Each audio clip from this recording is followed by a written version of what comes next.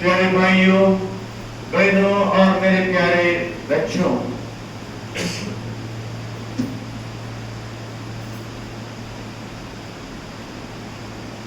कई बार हमने उपदेश में ये बोला था परिवार के प्रति, जो एक ड्रामामय तरंग कई साल पहले तरंग में देखा और इसका शीर्षक मेरे दिल में फंसा है, दिमाग में बैठा है। वो शीर्षक है मकान बनाया, घर नहीं बना पाया। कितने अद्भुत शब्द! मकान बनाया, घर नहीं बना पाया। प्रभु आज हमसे चाहते हैं कि हम हमारे मकान और घर के बारे में चिंतन करें और कोशिश करें कि इसमें कैसे हमको आगे बढ़ना है। प्राय हम सब कभी कभी हमारे चाबी कहीं रख देते हैं और भूल जाते हैं कहाँ रखा है, और उनके तलाश में हम ऊपर नीचे सब जगह घूमते हैं और टेंशन हो जाते हैं, ये कहाँ रखा है।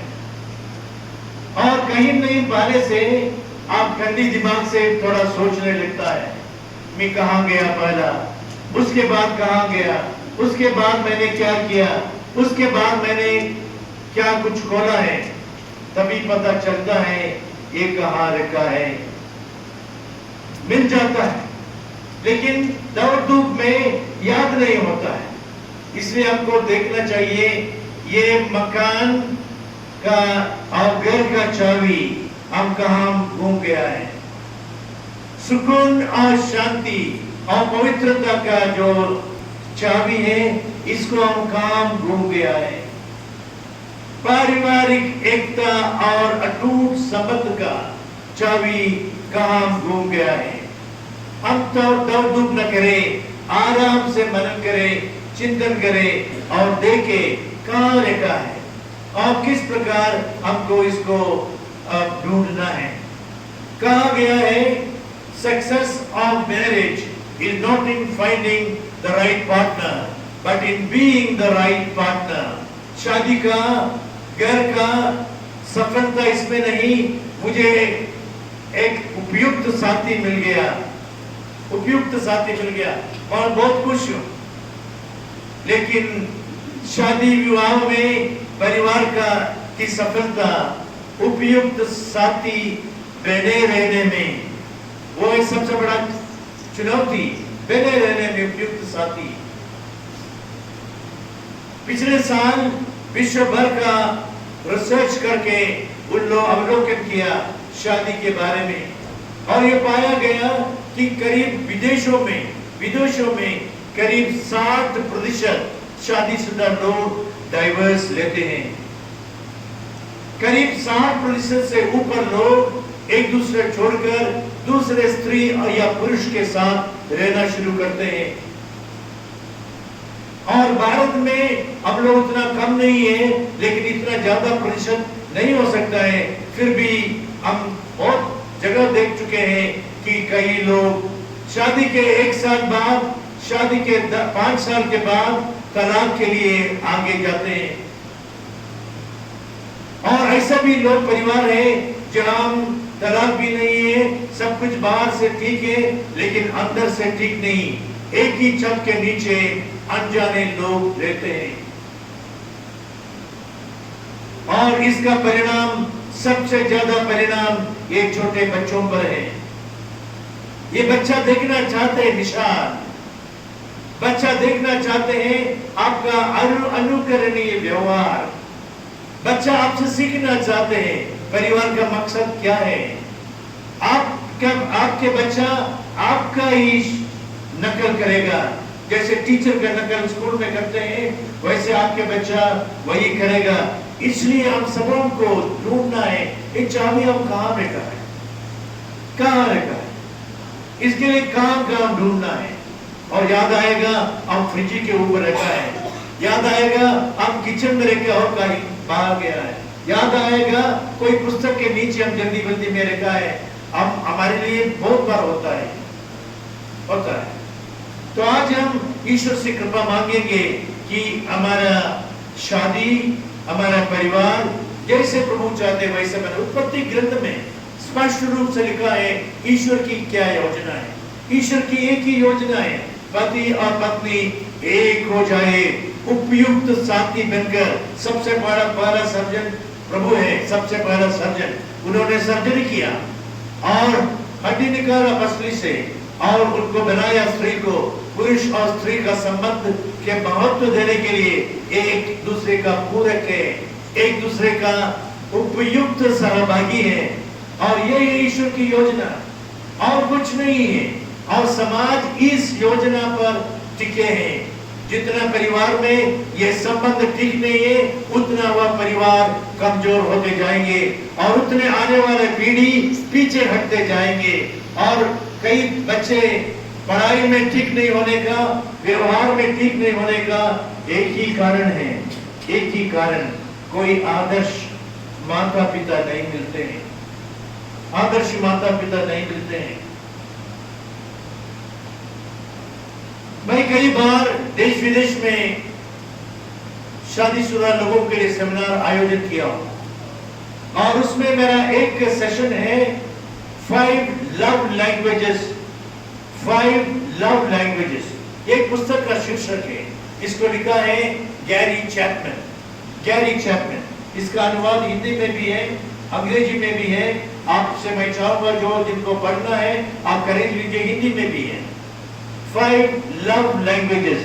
उन्होंने बहुत सारी किताब लिखी है। 5 love languages for children, 5 love languages for teenagers. क्योंकि परिवार हमारा आस्था है, हमारा नींव है, हमारा भविष्य है।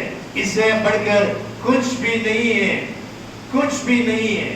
इसलिए मैं चाहूंगा आज हम थोड़ा सा मनन चिंतन करें। उन्होंने कहा यदि आपके पास कार है, चाबी है, और आप ये भी आपने अनुभव किया होगा कभी कभी जल्दी बल्दी में आप चाबी डालते हैं लेकिन वो कार चालू नहीं हो पाते हैं, कर आवाज देते हैं। कारण यह है इसमें पेट्रोल नहीं है, हम चेक नहीं कर पाया, वो जो टंकी है खाली हो गया और कई बार करते हैं, लेकिन जहां गाड़ी है वही है हमारा भी जिंदगी। आप सबों के दिल में, आप सबों के अंदर एक इमोशनल टैंक है, एक इमोशनल टैंक है जहां हमको चाहिए प्यार, जहां हमको चाहिए प्रोत्साहन, जहां हमको चाहिए मार्गदर्शन, जहां हमको चाहिए क्षमा, जहां हमको चाहिए साथ देना, ये सब चाहिए। जब खाली हो जाते हैं हम गुस्सा करते हैं, पति के प्रति, पत्नी के प्रति, बच्चों के प्रति तनाव, संघर्ष, सुकून नहीं है, शांति नहीं है, क्योंकि ये टंकी खाली है। इसलिए ये गैरी चैपमैन बहुत सालों तक रिसर्च करने के बाद और विश्व के इस गतिविधियों को देखते हुए उन्होंने ये पुस्तक लिखा। और 5 लैंग्वेज। एक व्यक्ति भारत से चीन में गया, उनका बिजनेस पार्टनर था, आईसीयू में था, लेकिन किसी को नहीं अनुमति देते थे। लेकिन ये बहुत बड़ा कंपनी के मालिक है दोनों जन, इसलिए डॉक्टर अनुमति दिया और वह उधर जाके रोगी के पास खड़े हो गया और रोगी देखा और बोला चुम चुम चॉय। वो आदमी घबरा गया। फिर से उन्होंने कहा चुम चुम चॉय। वो घबरा कर उनसे देखे रहा और एक बार कहा चुम चुम चॉय और उसके बाद अंतिम श्वास लिया। और तुरंत डॉक्टर लोग जो स्क्रीन पर देख रहे थे तुरंत आया और देखा और उनसे पूछा उनका आखिरी शब्द क्या है भाई? आपका बड़ा दोस्त है, आपका इतना बड़ा बिजनेस पार्टनर है, और उन्होंने बोला चुम चुम चॉय। और डॉक्टर ने बोला क्या किया आपने, क्या किया आपने? आपसे कह रहा था आपका पैर, दोनों पैर ऑक्सीजन ट्यूब पर पड़े हैं, निकल जाओ यहां से। लेकिन वो समझ में नहीं आया। चीनी भाषा समझ में नहीं आया। वही है हमारे परिवार में, वही है हमारे परिवार में, हम भाषा नहीं समझ पाते हैं। अंग्रेजी और हिंदी से चलता नहीं है परिवार, ये भाषा से चलता नहीं, स्कूल में चलता है। परिवार चलना है तो हमको 5 लव लैंग्वेजेस की जरूरत है, और पहला लव लैंग्वेज है वर्ड्स ऑफ अफर्मेशन, प्रोत्साहन की 2 शब्द है। आप बोल के शुरू करो आज से, प्रोत्साहन के 2 शब्द। पत्नी को, पति को, आपका खाना अच्छा था, आपने ये घर के लिए लाया, आप बहुत मेहनत करते हैं, मैं बहुत बहुत बहुत आभारी हूँ, प्रशंसा करना सीखो। ये लैंग्वेज आप हिंदी में बोलो, अंग्रेजी में बोलो, आप बिना बोल के दिखाओ, लेकिन पति पत्नी समझ लेते हैं। वर्ड्स ऑफ अफर्मेशन, प्रोत्साहन के शब्द, ये लैंग्वेज, पहला लैंग्वेज। और दूसरा लैंग्वेज है क्वालिटी टाइम, क्वालिटी टाइम। दूसरा जो शब्द है, लैंग्वेज है, जो बच्चे समझ लेते हैं, पति पत्नी समझ लेते हैं, क्वालिटी टाइम, क्वालिटी टाइम, गुणवत्ता, समय गुणवत्ता के साथ। एक टीचर ने अपने क्लास में निबंध दिया, और निबंध का विषय यह था, तुमको क्या बनना है, क्या बनना है। और सब बच्चों ने लिखा doctor, engineer, IPS officer, IAS officer. और लेकिन आखिरी में एक बच्चे ने उनको दिया, और टीचर ने जल्दी में था, करेक्शन करने के लिए गिर लग गया, और रात के समय वो पढ़ रही थी, और आखिरी उनका जो मिला, और उसमें लिखा है मुझे स्मार्टफोन बनना है। तुम्हारे जीवन का लक्ष्य क्या है? स्मार्टफोन बनना है, बच्चे ने लिखा है। और ये पढ़ने के बाद उसमें लिखा, मेरे माता पिता के पास टाइम नहीं है। जैसे घर आते हैं, अपने अपने मोबाइल में व्यस्त हैं, अपने अपने लोगों से बात करते हैं, और हमको यही घर छत के नीचे अनाथ छोड़ा है। हम चाहते हैं कि हम मोबाइल बने, स्मार्टफोन बने, ताकि हमारे साथ खेले, ये दबाए, वो दबाए, और हंसे, कुछ बात करें। और वो रोते समय हस्बैंड आया, क्या हो गया डार्लिंग? बोला मैंने ये दिया था, और बच्चे ने लिखा, ये एक बच्चा, कौन है ये बच्चा? आपके बेटा, हमारे बेटा ने लिखा है निबंध में कि मुझे स्मार्टफोन बनना है। उसी से उनका जिंदगी बदल गया, वो परिवार सुधर गया। मैं आप सबों से अपेक्षा करूंगा, क्वालिटी टाइम लाइए। Family time at meals time, खाने के समय फैमिली टाइम, खाने के बाद वार्तालाप का क्वालिटी टाइम, और क्वालिटी टाइम प्रार्थना के लिए, मिस्सा के लिए क्वालिटी टाइम।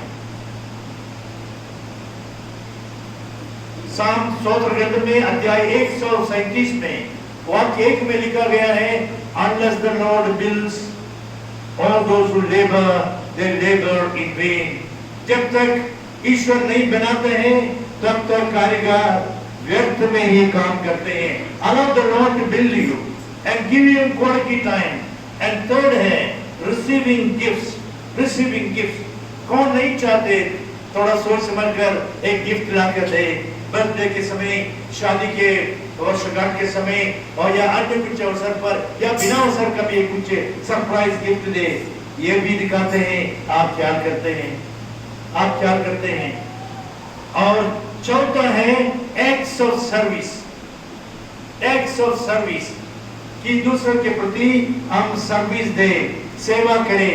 सबको ही समझ लेते हैं, यदि पति पत्नी के मकाम में सेवा करेंगे, पत्नी पति के काम में, और बच्चे के साथ भी हम सेवा करेंगे, सीखेंगे। सेवा कराना नहीं, सेवा करने आया हूं। कहा गया है, the marriage between two bosses are always disastrous। शादी 2 बॉसों के बीच में, पति भी बॉस, पत्नी भी बॉस, बड़ा खतरनाक है। शादी between 2 servants are the best शादी। जो सेवक के बीच में शादी होगा, और शादी बने रहेगा, आप सोच लीजिए। और उसके बाद है फिजिकल टच, फिजिकल टच। शादी के पहले सब कोई टच करना चाहते हैं, शादी के तुरंत बाद भी टच करना चाहते हैं, लेकिन धीरे धीरे ये प्रथा कम होते जाते हैं, और हम अपने घर में भूल जाते हैं। एक जमाने में ये हमको बनाया था, स्पर्श करना, किस करना, हग करना, ये सब बनाया है, लेकिन धीरे धीरे हम भूल जाते हैं और धीरे धीरे दरार और दूरियां पैदा हो जाते हैं। इसलिए मैं आप सबसे चाहूंगा कि 5 लैंग्वेजेस आप अपने जीवन में उतारें, आप अपने जीवन में उतारें। 80 साल शादी के बाद उनका शादी सब उनका वर्षगांठ के लिए 80 साल एक साथ रहने के बाद उनका वर्षगांठ के लिए बुलाया गया लोगों को, और होटल में उनसे पूछा गया कि 80 साल आपका जीवन में सफलता होने का, एक दूसरे के पूरक बनने का पीछे क्या है? उन्होंने कहा कुछ नहीं है, हम रोज एक दूसरे को प्यार करते हैं, क्षमा करते हैं, और बिना ये दोनों चीज हम सोते नहीं है, हम सोते नहीं है। हेनरी फोर्ड का जो इतने सारे कार बनाए, हेनरी फोर्ड से पूछा गया, उनका 50वां साल गिरावट पर, गोल्डन जुबली पर पूछा गया, आपके परिवार का मंत्र या सूत्र क्या है? उन्होंने कहा यूज